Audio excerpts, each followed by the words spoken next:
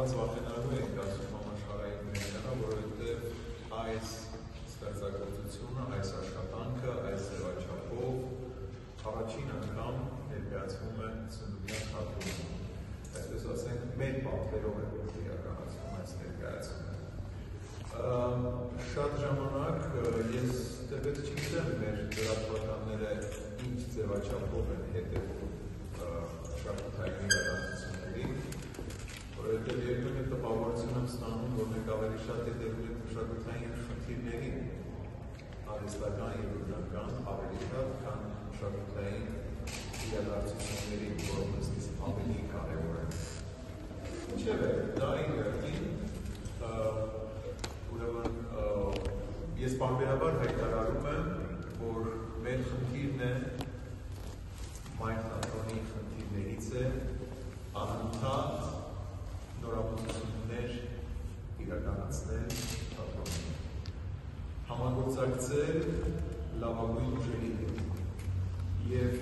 այս նախագծի մասին, որ այսօր մենք արդեն վստահաբար տեսնում ենք պրեմիերան, ես խոսել եմ շուրջ 1 տարի առաջ, և այսօր այն իրականություն է դառնում։ Ես սիրով ուզում եմ ձեզ ներկայացնել Հայկ Կարապետյանին, բեմադրիչ, և AJ Westward-ին, բեմանկարիչ և լուսանկարիչ, Ալիկը մեր երկրորդ փորձի թարգմանն է, AJ-ին։ Ուրեմն այս արվեստագետները, որոնց ես հրավիրել եմ Եվրոպայի սրտից, աշխատում են լավագույն թատրոնների հետ, համագործակցում են լավագույն թատրոնների հետ Եվրոպայի, ունեն բազմաթիվ ստեղծագործություններ իրականացրած թե դրամատիկական թե օպերաներում, և այսօր մենք միասին ներկայացնում ենք Կարլ Մարքս խոստովանություններ, այս ստեղծագործությունը, որը մասնավորապես հիմնված է Մարքսի նամակների վրա և ինչ որտեղ նաև շփոթմունքը, բայց դա նաև հաճելի է, որովհետև հենց մեր խնդիրն է հարց առաջադրել, ոչ միայն դեղատոմս առաջադրել, դա մեր խնդիրը չի, մեր գործը չի, այլ հարց առաջադրել։ Եվ այս առումով ես վստահաբար ասում եմ, որ մեր առջև դրված խնդիրը կատարված է, և սիրով հրավիրում եմ ձեր միջոցով նաև այն մարդկանց, ովքեր կլսեն, կկարդան մեզ, հրավիրում եմ հետաքրքիր ներկայացում անելելու։ Ես այսքանով կավարտեմ իմ խոսքը, միկրոֆոնը փոխանցեմ Հայկին, այնուհետև AJ-ին։ 4 բարձրացան։ Ես շատ շնորհակալ եմ Արթարին, ինքը հրավիրել է ինձ ստեղ աշխատել, որտեղ ես առաջի անգամ եմ Հայաստանում աշխատում, ինչ-որ ստեղ գալիս եմ բարեկամներիս մոտ կյանքը վայելում եմ, բայց ոչ մի գործ չեմ անում։ Ստեղ առաջի անգամ էր, որ ես իմ կյանքս մեջ, որ Հայաստանն է ինձ համար դարձավ տեղ աշխատանքի համար, ու ես շատ մեծ հաճույք եմ ստացել այս վերջ 2 ամսվա ընթացքում փորձերի ընթացքում դերասանների հետ և բոլոր թատրոնի թիմի հետ համագործել, որ իմ կարծիքով մենք մեր թիմով մենակ ոչ թատրոնի, բայց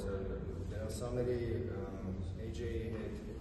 բոլոր աշխատողների հետ մենք մի հետաքրքիր բան ենք ստեղծագործել իրար հետ, այդպես չի որ ես մենակ եմ ու խմբային գործ է եղել ու դերասանների հետ մենք շատ հետաքրքիր բաներ ենք մտածել ու ես շատ երջանիկ եմ, որ չի եղել մենակ այսպես ձեր գործը, որ ես գալիս եմ ասում ինչ պիտի անենք, որ բոլորը անում են, չէ, իրար հետ ենք ստեղծագործել ու ես շատ երջանիկ ու ուրախ եմ, որ ոնց ստացել ու հույս ունեմ, որ հանդիսատեսը կընկնի մի ժամ կես ընթացքում ուրիշ աշխարհ, դապրի ուրիշ աշխարհում, մենք մեր բոլոր ուժերը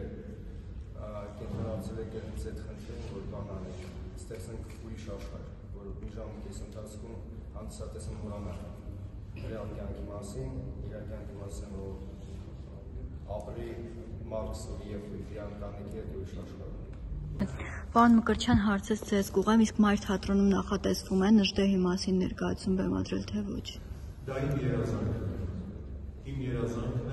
Նժդեհ բեմադրել Մայր թատրոնում։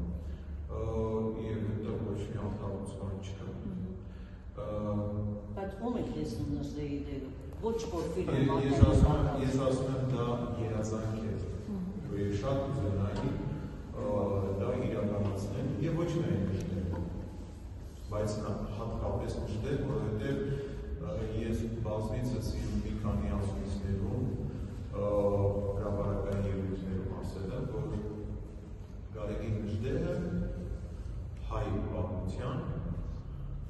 ամենակենտրոնական մտավորական երևույթներից է։ Մենք շատ հաճախ մարդիկ նրան ընկալում են որպես ռազմական գործիչ կամ որպես այսպես գաղափարների լոզունգների հետաքրքիր հեղինակ, բայց նա շատ խորը մտավորական երևույթ է, ընդհանրապես մեր ողջ պատմության կտրվածքով, այնպես որ դա միայն եւ միայն երազանք է, եթե կլինեն նաև համապատասխան հետաքրքիր ռեժիսորներ, ովքեր կարող են այդ մտավորականի կերպարը ստեղծել, որ իմ հայ ժողովրդի կենսագրության մեջ այդ ամբողջ կոնտեքստում նայես եւ հասկանաս, որ սա այդ մտավորականի կերպարն է, որը եւ